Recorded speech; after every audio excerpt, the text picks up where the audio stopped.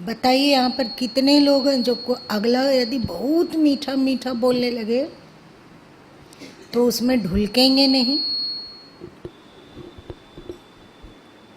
वैसे तो मनुष्य की कमजोरी है कि मीठा बोलने पर थोड़ा उसकी तरफ झुकाव हो जाता है, लगता है सच बोल रहे हैं तो इतना बढ़िया लक्ष्यदार बात करता है। लेकिन सजगता सदगुरु साहब की तरफ से आया कि इसमें सजग रहना चाहिए और सत्संगी सत्संगी है बगला वाला उदाहरण था और एक से क्या चीज़ था?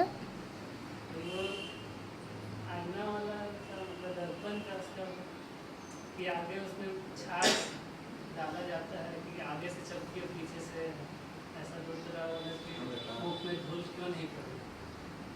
जैसे दर्पण का है कि सामने से तो चेहरा झलकाता है पर पीछे में लाल या कुछ इस तरह का मसाला चप होता रहता है जो हम लोग देखते नहीं और हम लोग बोलते हैं कि दर्पण चमकीला है।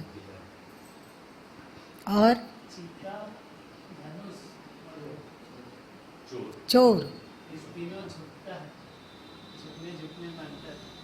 किसी का भला नहीं कर सकता। जिस तरह से काफी लोग रिसर्च नमस्कार छुप करके करते हैं, देखने में लगता है कि बहुत कोमल है। ये बहुत बहुत अधिक सावधान रहने की बात है। ये आदमी लगभग 92% लोगों को झुका देता है, मतलब उसमें ढुलका देता है, प्रभावित कर लेता है।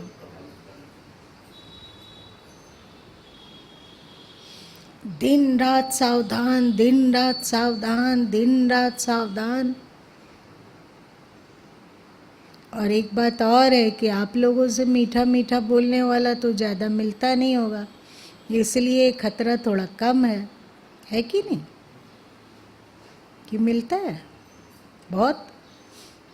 प्रशंसा करने वाले मुंह पर तो प्रशंसा करने वाले मिल ही जाते हैं। फिर आपका क्या होगा? वो प्रयास तो होता है कि एक तरफ उतना प्रशंसा कर रहा है तो थोड़ा उसके प्रति लगाव झुकाव हो जाए, लेकिन सजगता वहाँ अगर रहा हुआ तो बहुत नहीं।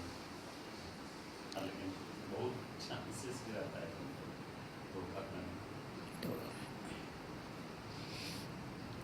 चैतन्य महाप्रभु अपने पद में लिखे हैं कि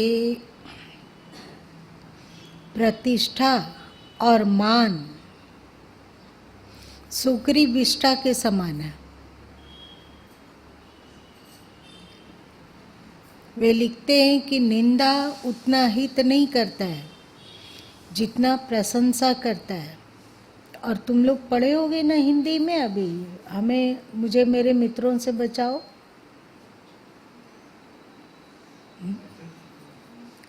नहीं, ग्रेजुएशन वाला पीरियड में ही, क्योंकि गुरु माँ की आदत थी, अपना तो पढ़ाई लिखाई पूरा हो गया था, तो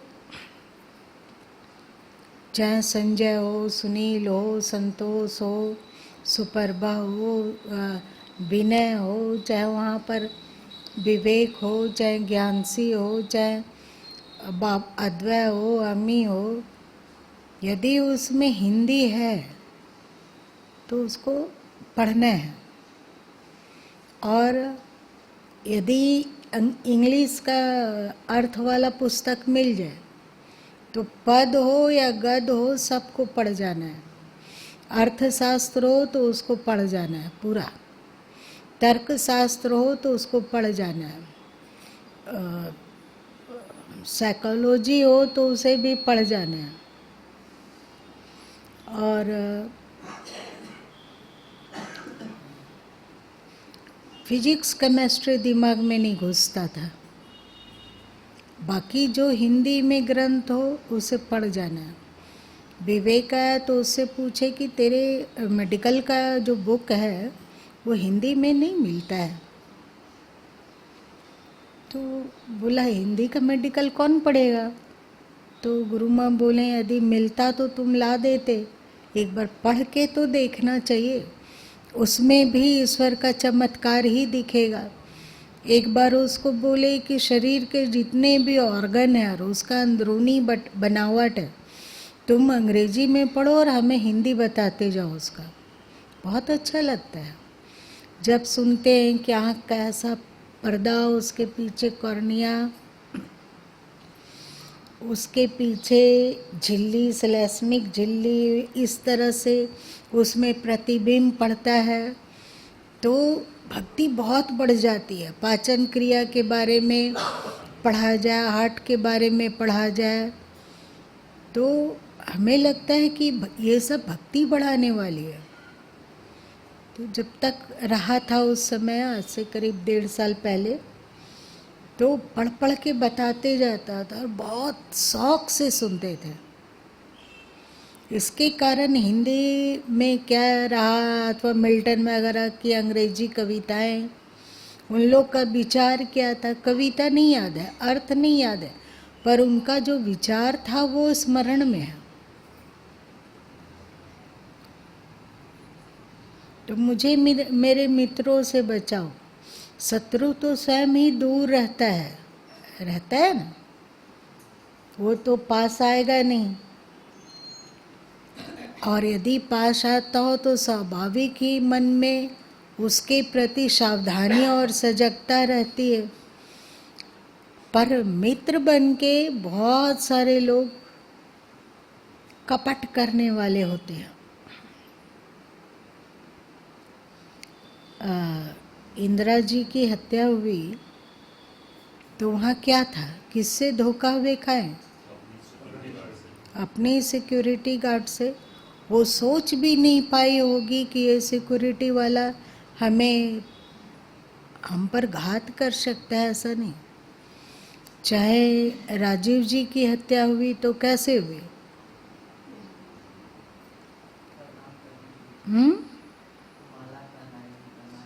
क्योंकि वे लोग सबके सब कांग्रेस के कार्यकर्ता थे, तो कभी सोचा भी नहीं जा सका कि इसका जांच पड़ताल करना चाहिए, इसके माला में बम हो सकता है तो फूल के गुलदस्ता में बम हो सकता है, कोई नहीं सोचा। वैसे उनसे जो भी मिलने वाले थे सबको जांच पड़ताल करके अंदर आने दिया गया, पर क्योंकि वो एकदम निकट कांग्रेसी नेता थी तो इसलिए उसका बिना जांच का आने दिया गया, और गले में माला पड़ते के साथ ही उनकी धज्जी उड़ गई। आदमी शत्रु को शत्रु जान के तो सावधान रहता है, पर मित्रों से सावधान रह पाना बहुत कठिन है कि नहीं? और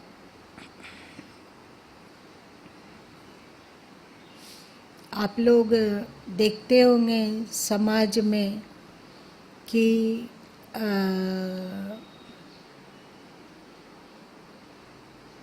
अच्छे व्यक्ति भी, अच्छे पुरुष भी एक कमज़ोर कड़ी के रूप में उनके जीवन से उभर रहा है स्त्री के प्रति ढुलकाव। तो ये ढुलकाव क्यों होता है?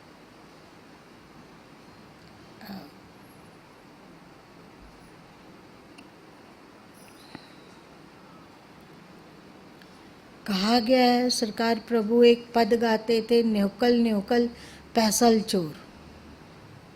न्योकल पैसल चोर मतलब झुक झुक के शत्रु प्रवेश किया। इसमें क्या है कि सबसे पहले कोई दोस्ती करना चाहेगी, अभी हम भाई लोग के लिए कह रहे हैं, इसी का ठीक विपरीत है सो बहन लोग के लिए भी जाना चाहिए। इतना मधुर बोलना, इतना ध्यान देना, जैसे ही आँख मिली तो मुस्कुराहट से स्वागत करना, भले ही दूर है, अपनी मंतव्य उसके पास प्रेषित करना, अपनी मित्रता की याचना करना, बोल से, व्यवहार से, कर्म से। वहाँ यदि सावधानी नहीं रही तो धुबिया का पाठ होने लग जाता है। और ख़ास करके जो अनमैरिड हैं, जो साधक हैं, उसके लिए तो ये सब एकदम हमेशा होश में रहने की बात है।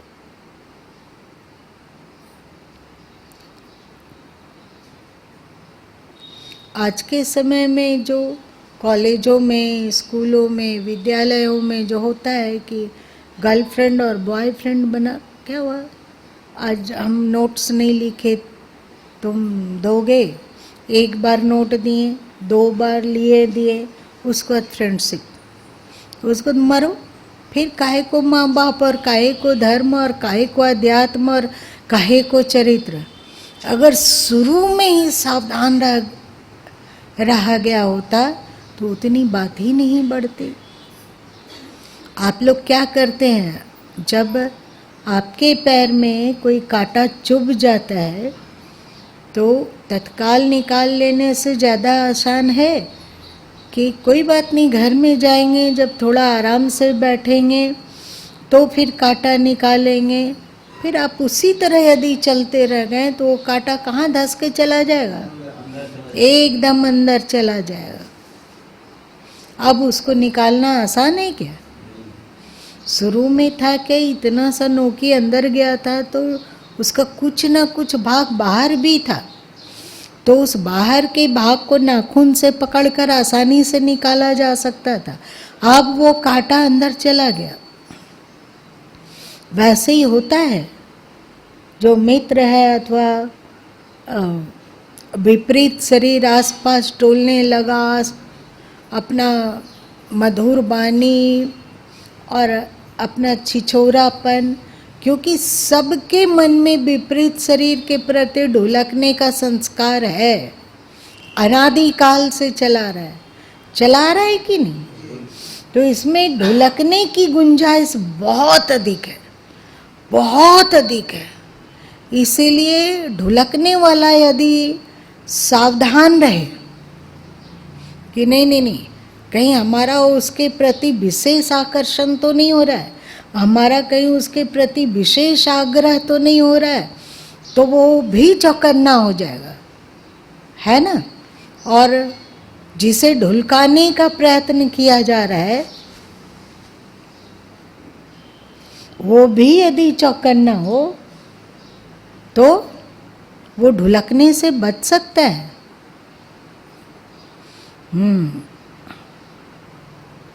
सही कि गलत? सावधानी की बहुत आवश्यकता है।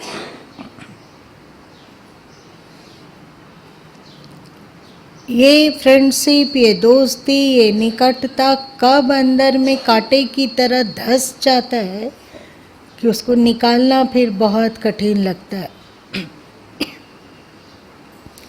जो कहता है कि निकाल देना चाहिए, एकदम अपना शत्रु जैसा दिखता है। होता है, अनुभव नहीं है? जी दिखता है, उसमें लगता है कि बिना मतलब मेरे पीछे पड़े हुए दुश्मन जैसे दिखते हैं। आप लोग देखते होंगे कि ये लवर लवरी के चक्कर में माँ बाप यदि मना करते हैं तो माँ बाप की हत्या कर देते हैं लोग, है ना। अपने मित्रों अथवा अपने भाई बहनों की भी हत्या कर देते हैं। कैसा आँख में पट्टी बन जाता होगा, सोचो।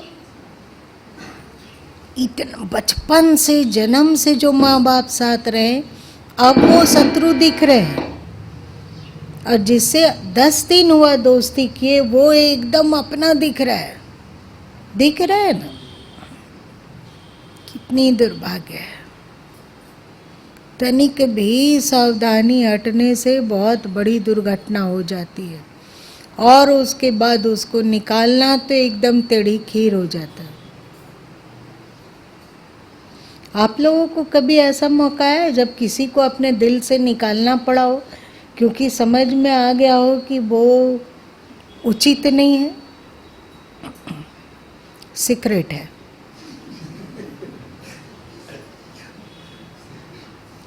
उस जमाने की बात कर, याद में तो बुढ़ी हो गई होगी सब।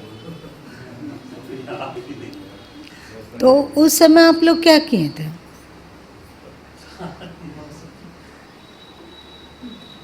उस समय इस तरह का प्रचलन नहीं था, इस तरह का पागलपन नहीं था।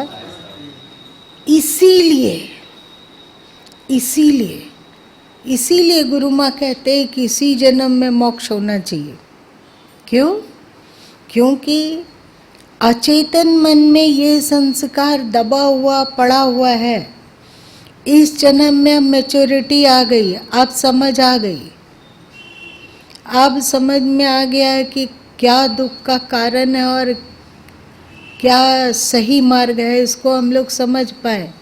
अभी पहचान पा रहे हैं कि ये विकार है, चाहे काम हो, चाहे क्रोध हो, चाहे लोभ हो, चाहे मोह हो, चाहे अहंकार हो, चाहे ईर्ष्या हो, चाहे राग द्वेष हो, ये सब विकार है। और अभी बुद्धि परिपक्व है, लेकिन फिर से मर जाएंगे और फिर से जन्म लेंगे तो टीनेज से ही गुजरना होगा।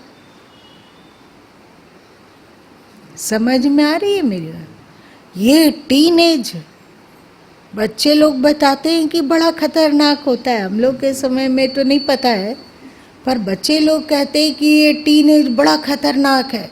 तो उस खतरनाक टीनेज से गुजर के ना मैच्योरिटी पाएंगे। उस समय कहाँ से जानेंगे कि विकार क्या होता है, तो पतनकारी क्या है, उत्थानकारी क्या है। इसीलिए लगता है कि इसी जन्म में बेड़ा पार कर लेना चाहिए। इस जन्म में इतना मजबूत संस्कार हो जाए निर्विकारिता का, इतना अधिक मजबूत संस्कार हो जाए कि फिर से जन्म ले तो जन्म के साथ ही निर्विकारिता है। लेकिन ये इसके लिए बहुत परिश्रम करना होगा। समझ में आ रही है? अभी आप लोग कह रहे हो कि अब तो बहुत तेज हो गया, लेकिन यदि वही संस्कार बना रहा तो फिर से तो टीनेज में जाएंगे ही, तो उस समय क्या होगा। और एक दूरदर्शिता की बात कहते हैं, ये आसान नहीं है जो कि गुरु माँ भी बोलने जा रहे हैं, ये बिल्कुल आसान नहीं है। और गुरु माँ कई बार इस पर चर्चा कर चुके हैं कि दुनिया में वासना और क्रोध से भी ज़्यादा खतरनाक मोह लगता है ना, मोह लगता है। और ये मोह से मुक्त होना आसान है क्या?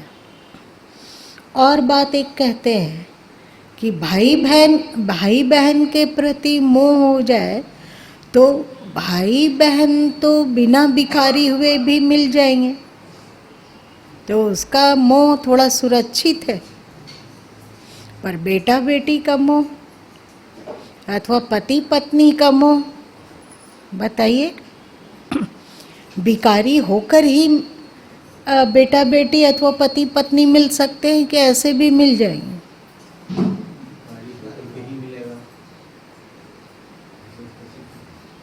नहीं ना मिलेगा।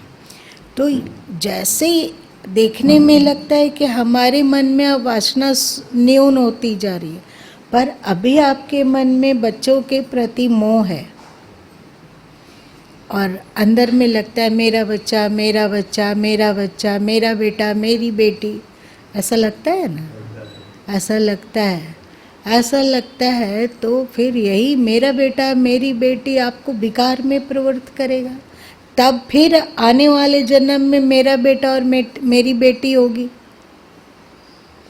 और मेरी पत्नी अथवा मेरे पति वो अच्छा से रहे, वो सुख से रहे, वो प्रसन्न रहे, उसको किसी तरह का दिक्कत ना हो, उसके लिए हम क्या कर जाएं। अगर अनायास मृत्यु हो जाएगी तो क्या क्या उसके लिए पहले से ही जुटा दे।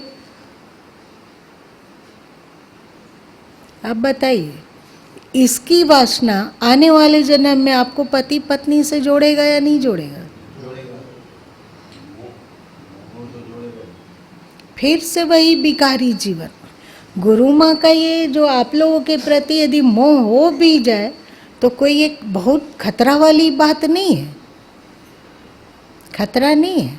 ठीक है, मोह हो गया, कोई बात नहीं। आपको फिर से अब सब गुरु माँ के पास आ जाएंगे, चलेगा। ये मोह विकार में नहीं धकेलेगा। भाई बहन का भी मोह बहुत अधिक विकार में नहीं धकेलता है, पर बच्चा और पति पत्नी का मोह बहुत अधिक विकार में धकेलता है। और बिना विकार का ना बच्चा आ सकता है ना पति पत्नी आ सकते हैं।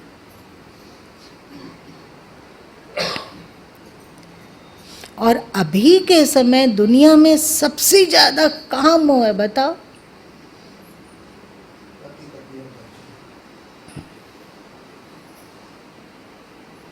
ये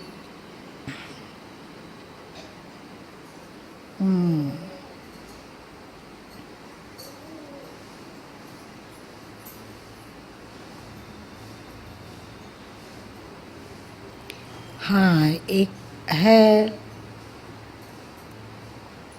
शायद विचार सागर अथवा किसी जगह इसको पढ़ा गया था।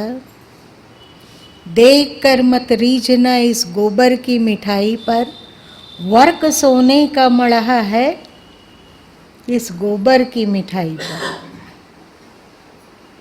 मतलब सुंदर है। यदि गोबर की मिठाई में कोई सोने का वर्क लपेट दे तो लालच आएगा ना।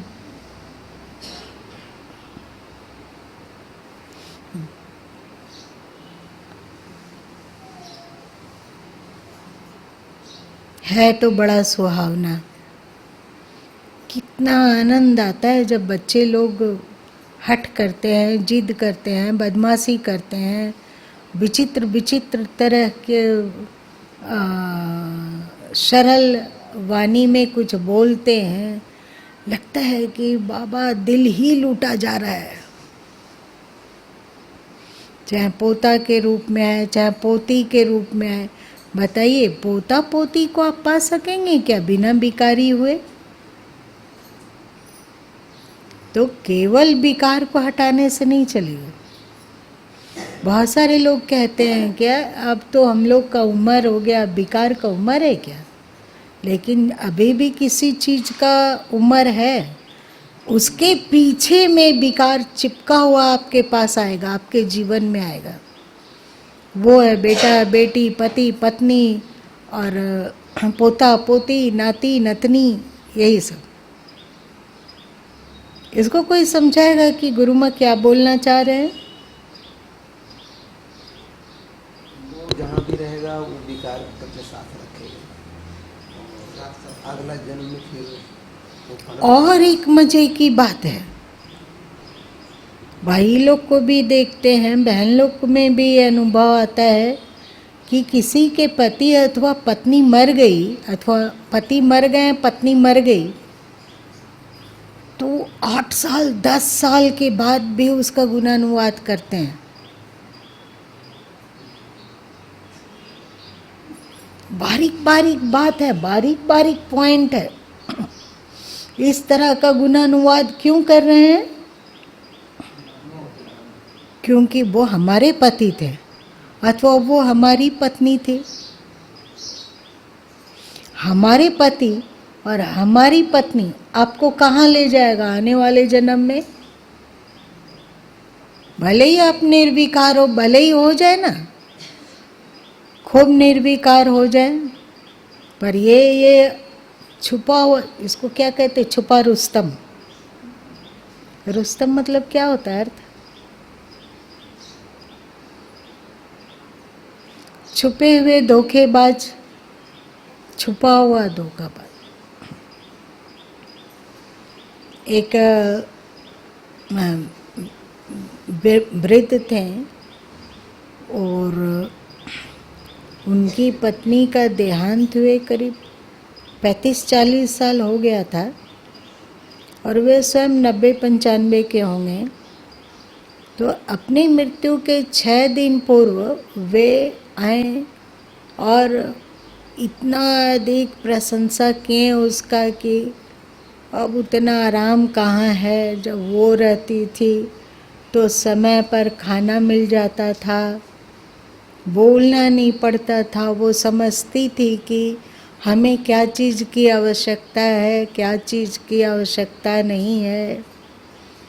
किसी चीज़ का द्वंद्व नहीं था।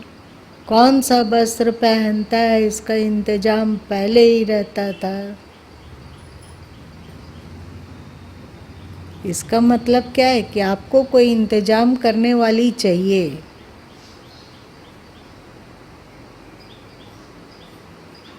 छः दिन 7 दिन होते होते हुए दुनिया से चले गए, लेकिन क्या लगता है उसे उनकी स्मृतियाँ, उनका लालच फिर विकारी जीवन में लाएगा या नहीं लाएगा? ख्याल करने वाली पत्नी फिर से, समय समय पर ख्याल करने वाली पत्नी फिर से। इसीलिए कहते हैं कि बहुत भाग्य की बात है जिसके पति पत्नी में झगड़ा होता रहता है। वो कम है। भगवान को एक बार नहीं, करोड़ बार धन्यवाद दो। धन्य प्रभु, धन्य। थोड़ा और झगड़ा बढ़ा दो, थोड़ा और ज्यादा, जिससे लगने लगे कि ना अब नहीं। ये पति पत्नी का चक्कर को अब यहीं फुल स्टॉप करते हैं। वास्तव में जिसके बेटे और बहुएं अपने माँ बाप को नहीं पूछते हैं वो भी अच्छा है। थोड़ी कड़वी बातें हैं, क्या करें?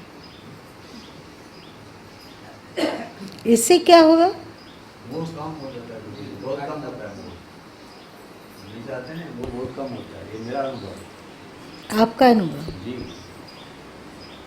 लेकिन बहुत सारे माँ बाप ऐसे होते हैं जो बच्चे उसके एकदम प्रतिकूल चलते हुए भी वे जबरन उसे चिपकते रहते हैं।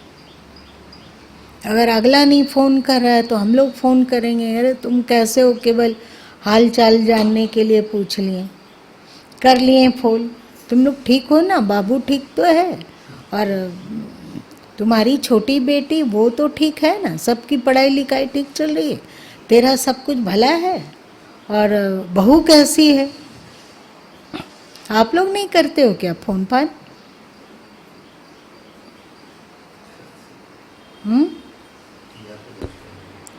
ये बताओ हमें कि गुरु माँ कुछ ऐसा लग रहा हो कि ऐसा नहीं, इसमें विकारी जीवन की कोई संभावना नहीं है, तो हमें समझाओ, क्योंकि हम भी जानना चाहते हैं। बताओ, कोई बताओ कि ऐसा नहीं गुरु माँ, ऐसा नहीं, ऐसे।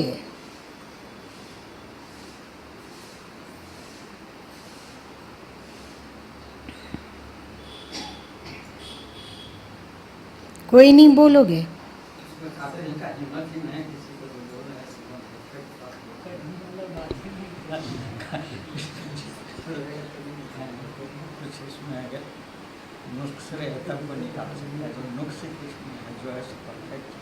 सही बात है। क्या 50-60 के ऊपर होते हुए कर्तव्य तो हो, जैसा कि कृष्ण जी गीता में कहें और सदगुरु कबीर साहब बीजक में कहें कि कमल पत्र तरंगिक माही संग ही रहे लिपित पहनाई। कमल पत्र और पानी जैसे एक साथ रहता हुआ भी कमल के पत्तों पर पानी नहीं रहता है, वैसे ही क्या हम लोग जीवन जी सकते हैं एकदम असंग? इसका मतलब है ये नहीं कि आप हृदयहीन हो जाए। एक बार जब रामकृष्ण परमहंस जी धरती छोड़ के चले गए तो विवेकानंद जी एकदम उन पर गिरकर फूट फूट कर रोए, बहुत फूट फूट कर रोए। तो उनका इस तरह का रुदन देखकर उनके गुरु भाई लोग सहम गए और बोले कि तुम्हें तो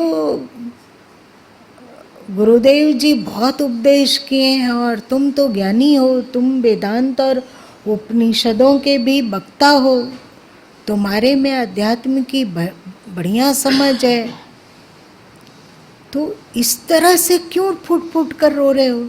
क्योंकि आना और जाना, मृत्यु और जीवन तो लगा रहता है, और रामकृष्ण परमहंस जी अपने उम्र में गए हैं, तो तुम क्यों रो रहे हो? तो विवेकानंद जी आंसू पोंछे और बोले कि मैं उतना ज्ञानी भी नहीं बनना चाहता कि हृदयहीन हो जाऊं। मतलब क्या हुआ? वैराग्य का तात्पर्य ये नहीं है कि हमारा जो एक कॉमन करुणा है, प्रेम है, अपनापन है, उससे एक हट जाए और रूखा सूखा हो जाए, और हम लोगों के जीवन में कुछ भी हो जाए, अगले का कोई भी दुख हो आए तो लगे कि अरे ये तो भोग है, भोग रहा है, इसमें क्या करना है। होता है ना, ज़्यादा वैराग्य का भूत चढ़ जाता है तो ऐसे ही होता है, और ज़्यादा मोह का भूत चढ़ जाता है तो फिर क्या होता है, चिपको और चिपको और चिपको और चिपको, दोनों ही खराब है। इसीलिए शास्त्र कहा गया कि हो सके तो राग से भी ऊपर उठो, और हो सके तो वैराग्य से भी ऊपर उठो और अनुराग को प्राप्त करो। अनुराग किसको कहा जाता है? जिसमें प्रेम भी है पर अनासक्ति भी है।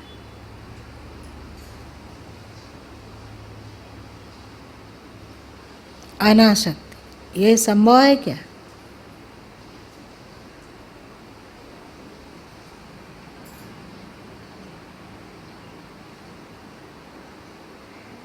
अरे फिर सबके सब चुप हो गए। लेकिन बहुत सतर्क रहता है।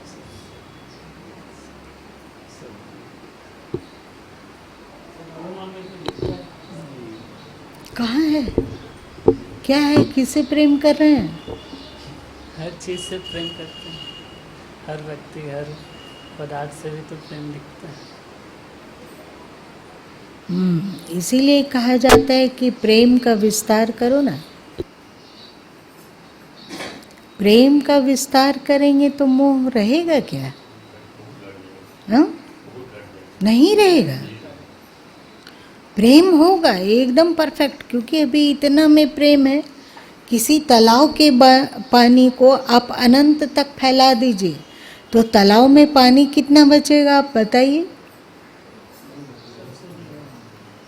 ठीक से सोचो। पानी को फैलाइए, फैलाते जाइए, फैलाते जाइए, फैलाते जाइए, सब उसी में जज्ब हो जाएगा, मिट्टी में ही कुछ नहीं बचेगा। वैसे ही आप प्रेम को फैलाइए और फैलाइए और फैलाइए। जितना आप अपने जिसे कहा जाता है कि ये मेरे बेटे हैं, ये मेरी बेटी है, ये मेरे पति हैं, अथवा ये मेरी पत्नी है, अथवा ये मेरा बच्चा है, अथवा ये मेरा पोता पोती है, तो यहीं तक प्रेम रहेगा तो वो मोह बनेगा ही। क्योंकि सीमित प्रेम को ही मोह कहा जाता है। और यही मोह जब असीमित हो जाता है, हमें हमारे पड़ोसियों से भी प्रेम है, एक तरह से मोह ही है। अपने गुरु भाई बहनों से भी मोह है, और पशु पक्षियों के प्रति भी मोह है, और प्रकृति के प्रति भी मोह है, और पूरे विश्व के लिए मोह है, पूरे ब्रह्मांड के लिए मोह है,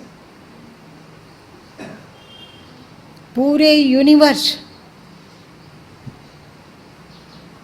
हर जगह मेरा मोह फैला हुआ है। तो बताओ कहाँ है ये मोह? क्या कभी प्रेम बन पाएगा? दो उपाय है। या तो अपने आप मोह को इतना अधिक फैलाइए कि वो प्रेम में परिणत हो जाए, अथवा मोह से मुक्त होइए।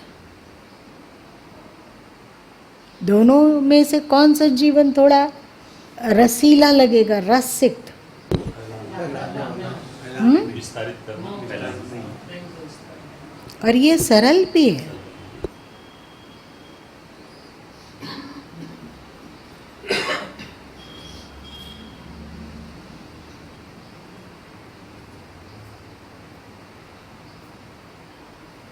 खैर, हम लोग चर्चा शुरू किए थे कि जो प्रशंसा करता है, अथवा गोल गोल बोलने लग जाता हो, अथवा आपके इर्द गिर्द घूमने लगता हो, तो सावधान रहना। और भी है, कोई आपकी बहुत सेवा करने लगा हो, एकदम चौकन्ना है वो कि आपको किस पल क्या चीज़ की आवश्यकता है। आप यदि महान आत्मा हैं तो अगला सेवा कर रहा है वो अच्छा फल पाएगा, पर यदि आप ढुल कोमल हैं, जो आपकी सेवा कर रहा है, आपकी देखरेख कर रहा है, आपके सुख दुख को समझ रहा है और तदनुरूप वो व्यवस्था कर दे रहा है, उसमें यदि आप ढुलकते हैं तो आपका क्या होगा? वो जाएगा स्वर्ग में, क्योंकि वो एक श्रेष्ठ व्यक्तित्व को याद कर रहा है और जो श्रेष्ठ व्यक्ति हैं वो याद कर रहे हैं अभी एक संसारी व्यक्ति को।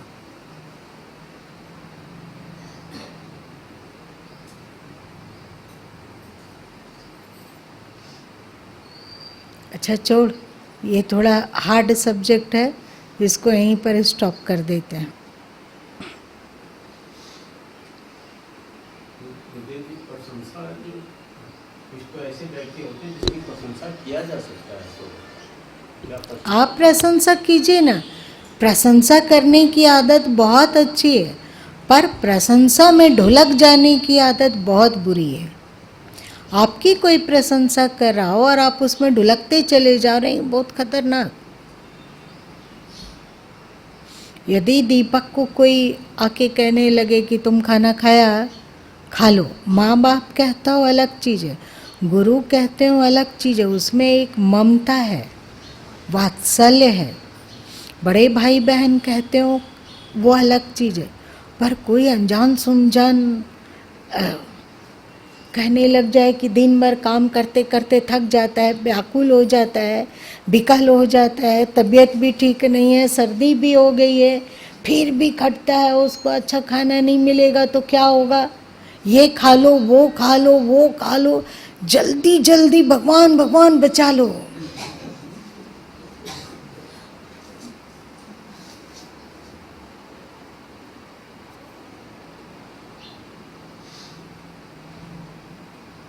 कोई स्कूल में पढ़ रहे हो, कॉलेज में पढ़ रहे हो, कोई बच्ची है तो बच्चा है, रोज हमारे लिए अलग अलग टिफिन लाता हो, तुम्हारे लिए देखो आज स्पेशल चीज लाए, देखो टिफिन खोले और उसकी खुशबू ले, आह क्या होगी? ढुलकने की संभावना है कि नहीं? इसीलिए ना महात्मा बुद्ध बोले कि होश सबसे बड़ा धर्म है, और महावीर स्वामी बोले होश मतलब जागरण सबसे बड़ा धर्म है, और सदगुरु कबीर साहब कहते हैं क्या सोया बेचैत मुसाफिर, क्या सोया बेचैत चोर,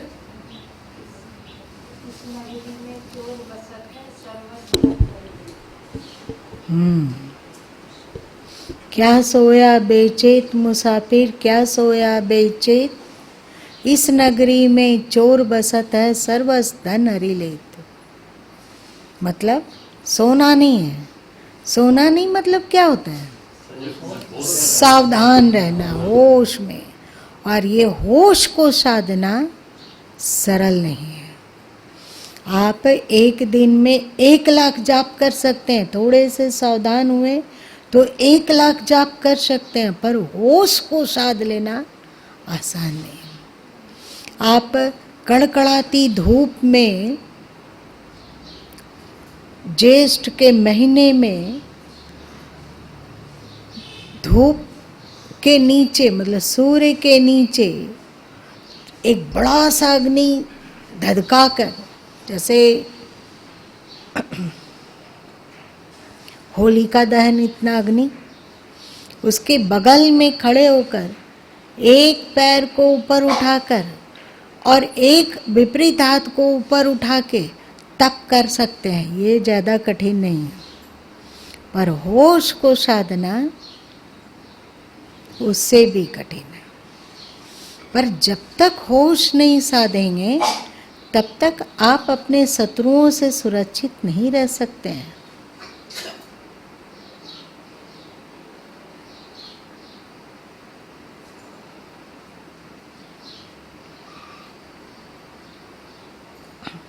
इसीलिए महात्मा बुद्ध विपस्यना का प्रचलन किए, इसीलिए भगवान शंकर हजारों हजार वर्ष पूर्व साक्षित्व साधना की चर्चा करते हैं।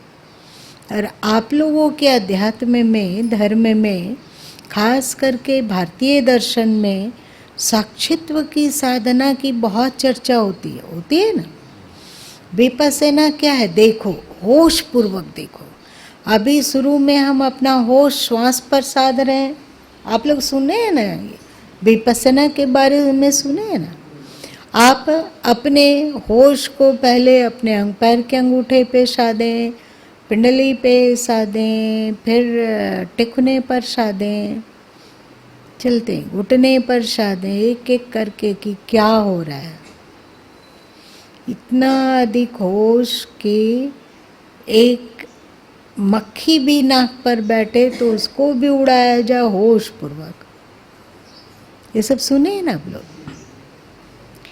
एक बार महात्मा बुद्ध उपदेश करते हुए नाराज होकर चले गए। क्यों?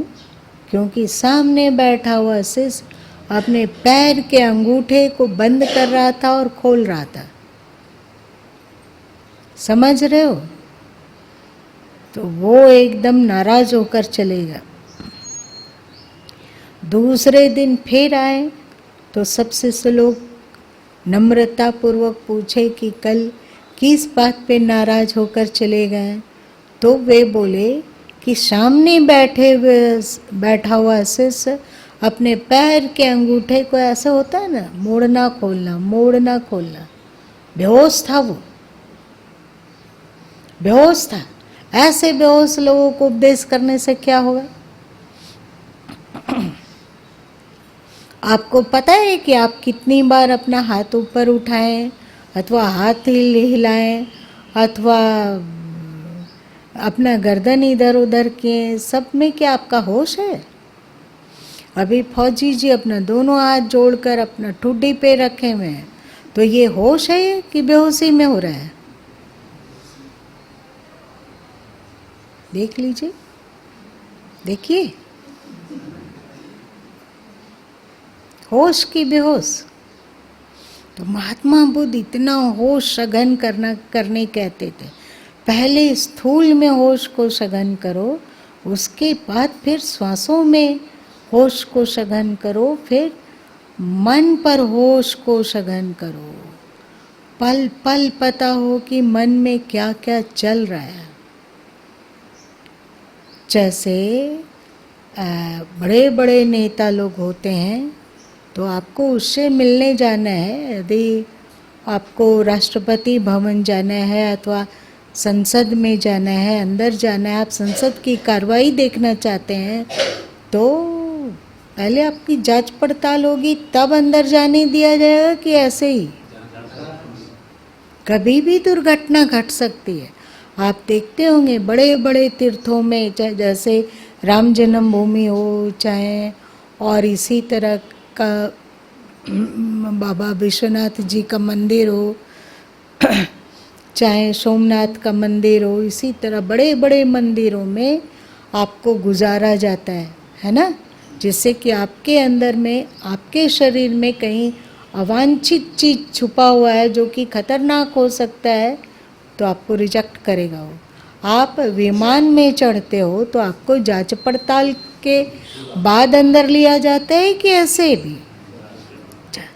तो हम लोगों का मन में इतना अधिक होश हो कि बिना जांच पड़ताल के क्रम से गुजरे कोई भी विचार एंट्री ना होने पावे। इतना होश। इस होश को पाने के लिए पहले आपको अपने स्थूल कैकलेवर में होश साधना होता है, फिर श्वासों में, फिर मन में। क्या दुखद है, क्या सुखद है। अनुराग दुखद सुखद नहीं है, पर मोह दुखद सुखद है कि नहीं? किसी के प्रति भी मोह। यही मोह को यदि आप रूपांतरित कर पाएं कि ये जो मोह आपका भी संसार और संसार के नाते रिश्तों में है, धन पैसे में है, वही मोह यदि ब्रह्मज्ञानी गुरु में हो पाता हो अथवा ईश्वर में हो पाता हो तो ये बड़ा सरल है, क्योंकि श्रेष्ठ के प्रति मोह हमेशा श्रेष्ठता की ओर ले जाएगा और अश्रेष्ठ के प्रति मोह हमेशा अश्रेष्ठता की ओर ले जाएगा। हाँ, आप अपनी पत्नी से मोह कर सकते हैं, छूट है, यदि वो चुड़ाला जैसी हो, मतलब श्रेष्ठ आचार विचार की हो, तो आप मोह कीजिए, कोई बात नहीं।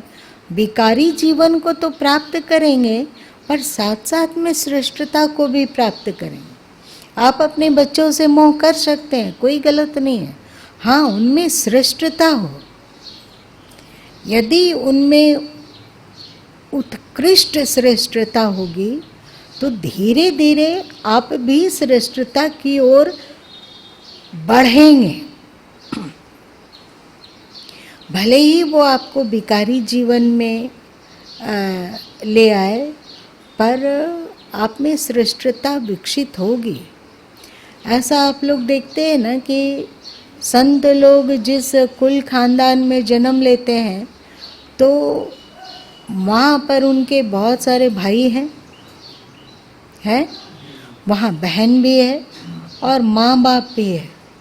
तो क्यों कहा जाता है कि वे 7 पीढ़ी तर जाएंगे? क्योंकि उनको अपने जो भी है, अपना बच्चा है, अपना भाई बहन है, उसके प्रति दूसरों की अपेक्षा ज़्यादा मोह होने की संभावना है ज़्यादा मोह। हम लोग एक श्रेष्ठ अथवा संत के प्रति हम लोग भी मोह को प्राप्त हो सकते हैं, पर उन लोगों में संभावना अधिक है। यदि वे अपने घर गृहस्थी में डूबे हुए भी अपने कोई परिजन जो कि श्रेष्ठ ज्ञानी संत हैं, उनके प्रति मोह हो जाता और बहुत ज़्यादा। भले ही वो सोच के कर रहे हो कि हम अपने बेटे से मोह कर रहे हैं अथवा बेटी से मोह कर रहे हैं अथवा भाई से मोह कर रहे हैं अथवा बहन से मोह कर रहे हैं, पर असली बात है कि वे श्रेष्ठता से मोह कर रहे हैं।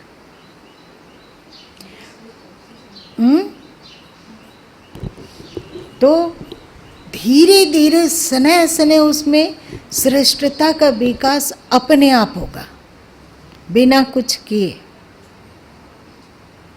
हाँ, यदि किसी को अपने सद्गुरु से इसी तरह का मोह हो जाए तो उसके भीतर भी स्वाभाविक ही श्रेष्ठता का विकास होगा। ऐसा हो ही नहीं सकता है कि हम श्रेष्ठ के प्रति सचमुच में मोह रखते हों और हमारे में श्रेष्ठता का विकास ना हो।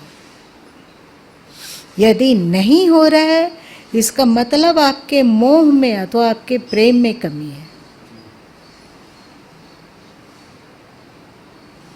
बहुत सारी समस्याएं भी आपको बतला दी गई और उसका समाधान भी बतला दिया गया। ठीक है, आज इतना ही रहने दो।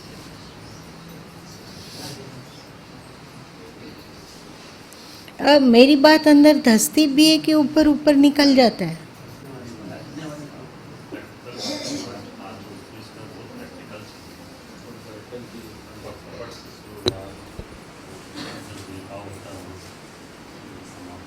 छोटी छोटी बातें पर बड़ी काम की।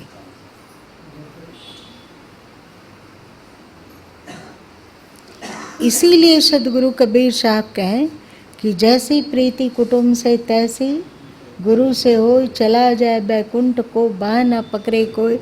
इसके पीछे यही तथ्य है।